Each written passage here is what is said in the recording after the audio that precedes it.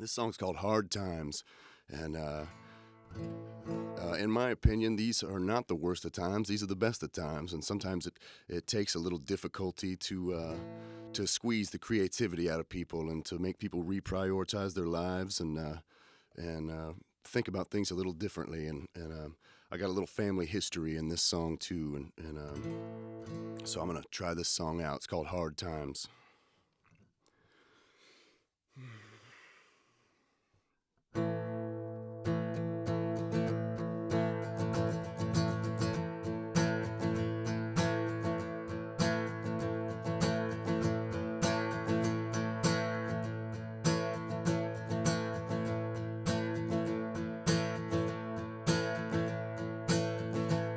My grandma's grandpa came over across the sea in the boiler room of a steamship on his way from Germany.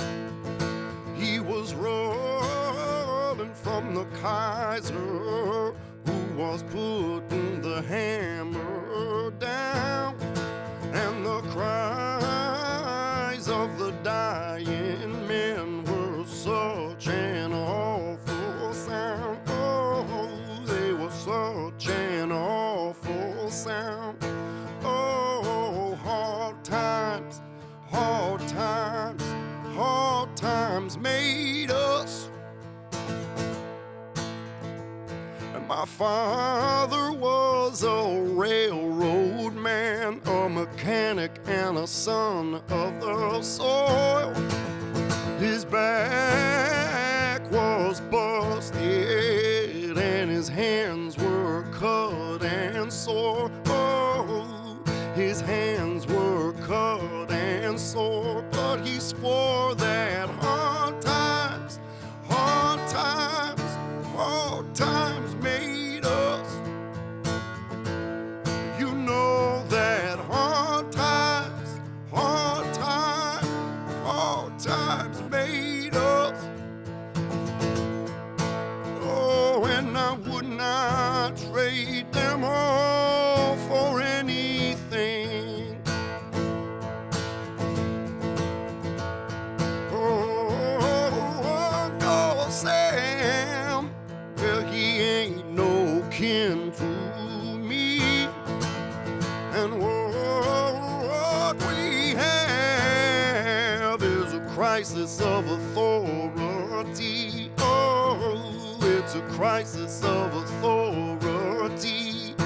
Oh, hard times, hard times, hard times made us. You know that hard times, hard times, hard times made us.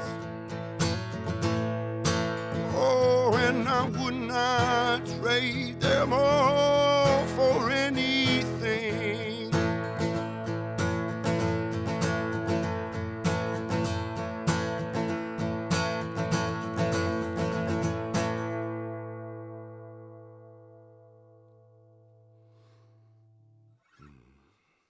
You know, they sound like songs that just did not want to be contained. No, yeah, I think I was definitely compelled to make these things come out into the light, and I'm glad I did. I'm so thankful that I can do things like this, and I had a really great show last night here at El Corazon, and got to turn some strangers into friends, and that's, to me, that's one of the joys of life is meeting new folks, and I'm so thankful to be able to play music and run around and do that. So yeah, these songs I'm really proud of, and like I said, this record kind of took a long time to make. For me, usually I'd go into the studio and make one in about a week, and after having written it and everything, and this was made in a studio that my cousin and I built.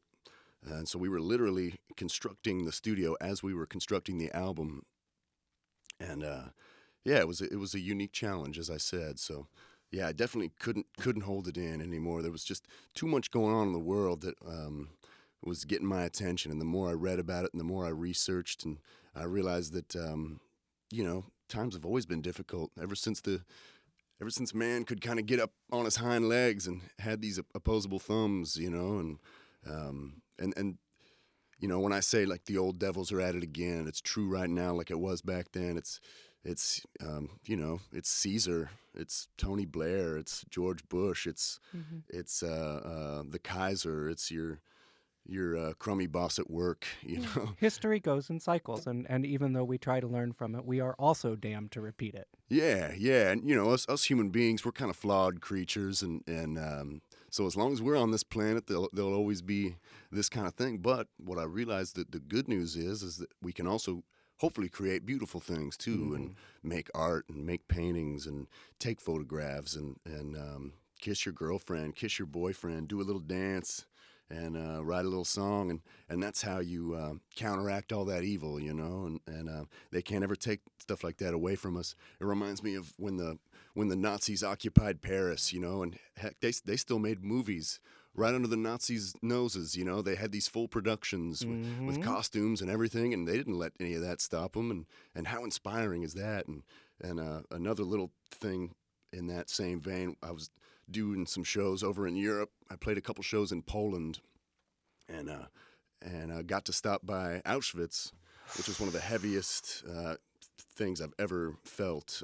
Such a grim and heavy experience, but I wanted to go there just to see for myself what it was all about, and I'm so glad I did. But one of the most uplifting things about it was when you go there, you can see all the horrible things, but you can see some of the art that the people made while they were in there, and Hmm. like poetry and art, and they've got a lot of that displayed too. And I thought, even under the worst conditions a human could be under, I mean, talk about a living hell, and here they were still making drawings and paintings and writing poems and things, and it's just so inspirational, and so I guess my whole point is that when times are difficult, sometimes that's good, and you have to.